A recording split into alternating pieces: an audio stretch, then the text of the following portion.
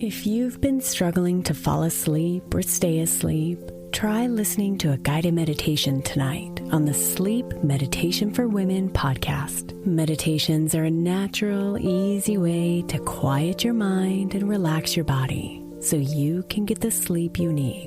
Every night, Sleep Meditation for Women provides a new episode, from body relaxations to guided visualizations and even dedicated sleep sounds. Listen for free now by searching Sleep Meditation for Women on your favorite podcast player and begin sleeping better tonight.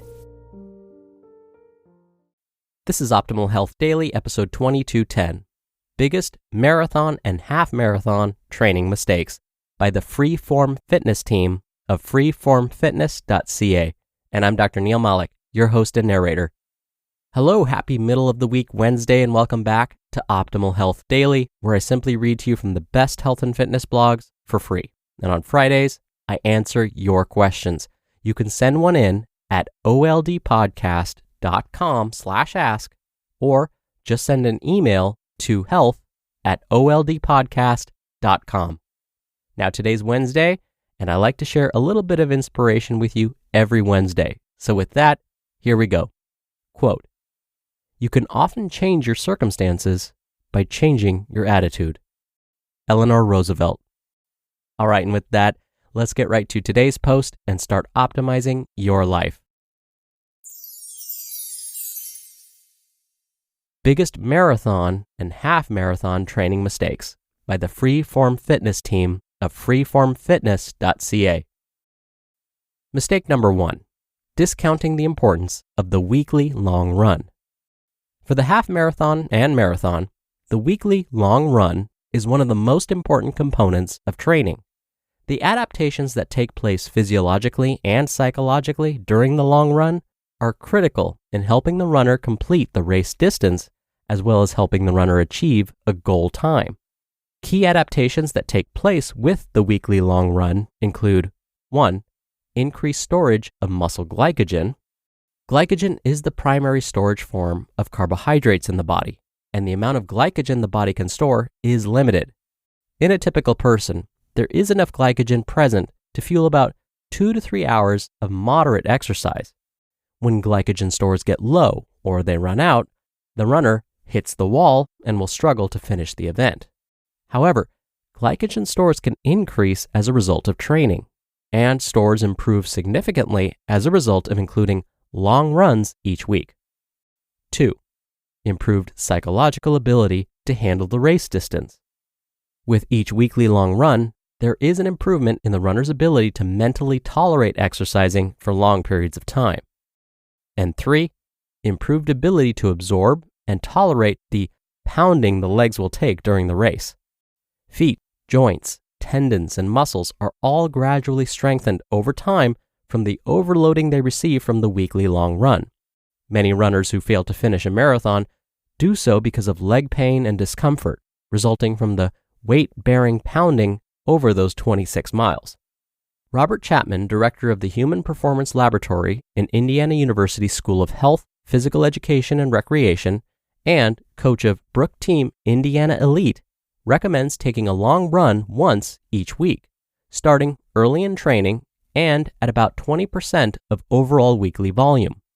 From there, athletes in the half marathon should aim for a minimum long run distance of 8 to 10 miles, ideally completed at least twice before their race. Marathoners should aim for a minimum long run distance of 15 miles, completed at least twice before the race, with at least 2 long runs of around 20 miles being ideal. Mistake number 2, selecting a race without considering the weather or lifestyle needs for training. Most marathons are held in the spring or fall because of the milder temperatures in the northern hemisphere. Most experts recommend a training buildup of 10 to 16 weeks for most experienced runners prior to a marathon, perhaps a few weeks less for a half marathon. For athletes who select a spring race, this will mean completing a large portion of their training during the thick of winter, where cold temperatures, snow, and ice, and limited daylight hours can all have a dramatic effect on the quality of training and motivation for completion. Runners with work and family commitments who have to train in early morning or evening hours may find preparation for a spring marathon challenging. For athletes who select a fall marathon or half marathon, the bulk of the training load will come during the heat and humidity of summer. For most runners, training in extreme heat is more challenging than training in cold weather, where additional clothing can easily be worn. While it may be considerably easier to get runs in during early morning or late evening hours, summer is typically full of family vacations and weekend outings that can make sticking with a rigid training routine more difficult. In the end, when deciding on a marathon or half marathon, each runner should take a look at not just the time of the year of the race, but the logistics of how well they will be able to complete their training in the 3 to 4 months prior to the event. Mistake number 3, failing to practice the race day routine. After weeks and weeks of training, many runners end up failing to finish or meeting their goals, often due to some simple, small detail that was overlooked regarding race day routine. Here are some examples. Not being used to running in the early morning when most races start. Logistics such as bus departure for the race start, parking, and proximity of race to the hotel. Breakfast decisions such as what and when to eat. Clothing, shoes, socks, will they cause chafing or blistering? Uncertainty about the sports drink provided by the race and whether it upsets runners' stomachs. And shoe choice, a newer pair or an older pair. Many of these questions can be worked out during weekly long runs, such as clothing and breakfast choices. Runners can also contact race organizers for details about sports drinks and then try out the drinks during training. The weekly long run is not just an important component for training adaptations, it's also a great dry run for the race. And mistake number 4, starting the race too fast. 3 athletes who Chapman coaches qualified for the U.S. Olympic marathon trials, and another won the Columbus Marathon in her debut at the distance. In all 4 cases, the athletes executed a negative split strategy, where the second half of the race was faster than the first. Based on the paces completed in training, runners should have a strong idea of what pace they are capable of executing for the race distance, with slight modifications based on changing race day conditions, such as weather. Once that pace is determined, Chapman recommends a conservative approach, especially if the goal is simply to finish the race. Even if a runner has a goal time in mind, a conservative negative split approach will often lead to best performances, typically without the late race discomfort that normally accompanies a more aggressive pacing approach. Starting out at a conservative pace can often be a challenge with the excitement of the race start, the bands and music, and even fireworks that are present when the gun fires. However, the most common recipe for disaster in a marathon is going out too fast. You just listened to the post titled Biggest Marathon and Half Marathon Training Mistakes by the Freeform Fitness team of freeformfitness.ca. Keeping your body in shape is important, but it's also important to keep your mind sharp. It's time to level up your focus with Word Collect. Word Collect is my new favorite game. It's a free word puzzle app that starts easy but gets harder as you get better, with over 2,000 levels. Challenge yourself with this fun and addicting brain game that will help keep your mind sharp and grow your vocabulary. Right now, Word Collect is offering you 2,500 coins and 500 gems when you download and play, and I recommend you take them. Even with all the reading I do here on OHD, I've needed the help a few times on Word Collect. This game is as challenging as it is fun. Stop mindlessly scrolling through social media and keep your mind sharp. Just go to the Apple or Google store and search for Word Collect. So, if you're like me and want to get fit with your mind and body, download Word Collect for free today.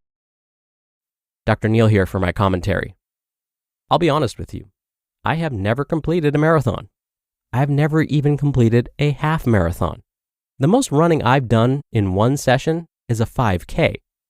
At this point in my life, I don't have an interest in training to run any further than a 5K. Now, that may change someday. So while it may seem like I couldn't relate at all to today's article, I actually could. Specifically mistake number 4, starting the race too fast. I finished quite a few timed workouts, not necessarily running workouts, but just ones where you're racing your fellow classmates. And I've made the mistake of starting the workout way too fast. One time, I was in a group class, and I started the workout so fast that by the middle of it, I started to get that dreaded, nauseated fainting sensation. I thought by slowing down, it would pass. Nope. I had to actually stop my workout, lie down on the gym floor in front of everybody, and elevate my feet on a bench. That's just so I wouldn't throw up or pass out in front of everybody. Luckily, by doing that, the sensation passed, eventually. Sadly, I didn't recover fast enough to actually finish the workout. Oh, and by the way, if that ever happens to you, where you start to feel faint or nauseated during a workout, of course, stop. But something that does help is to lie down and elevate your feet. Anywho, moving on. I didn't recover fast enough to finish the workout, and since then, I have definitely learned my lesson. So I would agree with Coach Chapman and say it's not worth getting caught up in the excitement and starting out a race too quickly. You could always pick up the pace later if you have to. All right, that'll do it for another edition of Optimal Health Daily. Thank you so much for listening, and I will be back tomorrow, so I'll see you there where your optimal life awaits.